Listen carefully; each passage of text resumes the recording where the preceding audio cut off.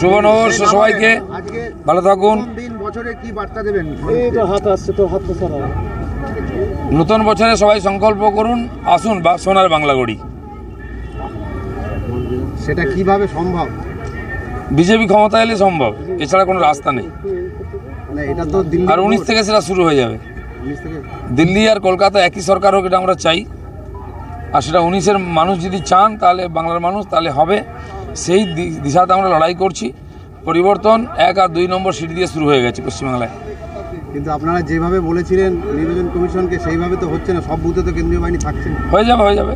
আমরা যেটা বলেছিলাম মানেনি বলে গন্ডগোল হয়েছে। এবার ওরা বাধ্য হয়ে মানছে, এসে যাচ্ছে 60 কোম্পানি।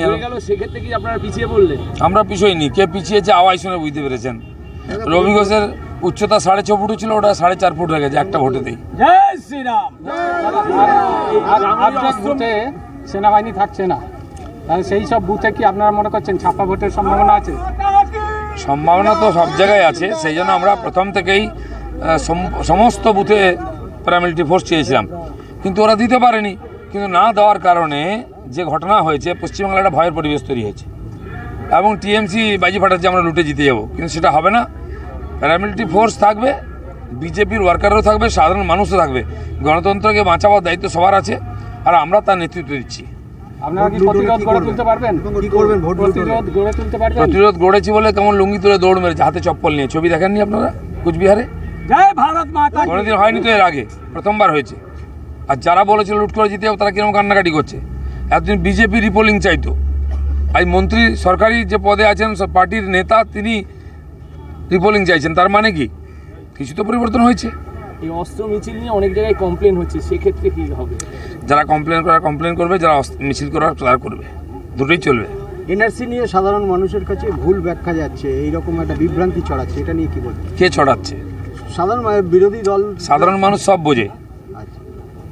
বিতর্কটা করছে এখানকার যারা পার্টি, যারা এই 72 বছরেও এই রাজ্যে শাসন করেছে, অথচ এখানকার যারা বাংলাদেশ থেকে আসা উদ্বাস্তুদের নাগরিকত্ব দেয়নি, সম্মান দেয়নি, ভোটার বানিয়ে রেখেছে, তার পরিবর্তন আমরা করছি। তাদের সে অধিকার দেবো।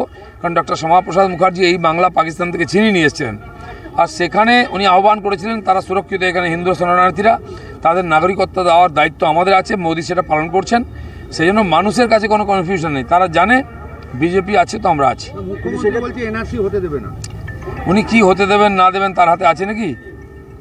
মানুষের হাতে সব কিছু আছে, সেটা হবে, বাকিটা আমরা করবো। কিন্তু সেক্ষেত্রে নাগরিকত্ব পাওয়ার ব্যাপারে মানদণ্ডটা কি হবে, সেই ব্যাপারে মানুষ এখনো বুঝতে। আমরা বিল নিয়ে এসেছি, বিল পাস হয়েছে লোকসভাতে, রাজ্যসভাতেও পাস হয়ে যাবে। কিছু বোঝার দরকার নেই, তিনি নাগরিকত্ব পেয়ে যাবেন, যেই হোক, যেখান থেকে আসুক। যে গানটা বিতর্কিত, সেই গানটাও আপনার এই মিছিল একটু আগে বাজছিল, কি বলবেন? দেখুন, আমরা আমাদের কাজ করি। যদি বিতর্কিত কেউ করে, তৈরি করে, করুক। গান চলবে, মানুষ গান গাইবে, মানুষ আনন্দ করবে, মানুষ মিছিল করবে। সব জায়গায় যদি আটকাতে আসে কেউ, সেটা ঠিক হবে না। মানুষের আবেগ উচ্ছ্বাসের বিরুদ্ধে আইন হতে পারে না। মানুষের ইচ্ছার বিরুদ্ধে, আমাদের দেশের সংস্কৃতি পরম্পরার বিরুদ্ধে আইন হতে পারে না। তাহলে মানুষ আইন মানে না। সেই জন্য মানুষকে আইন না মানতে বাধ্য করা হচ্ছে, এটা ঠিক নয়। অস্ত্র মিছিল হবে? অস্ত্র মিছিল হয়ে গেছে, হবে কি? আবার রামনবমী আসুক, দেখবেন, তখন বাধা দেওয়ার জন্য কেউ থাকবে না। এই জেলাতে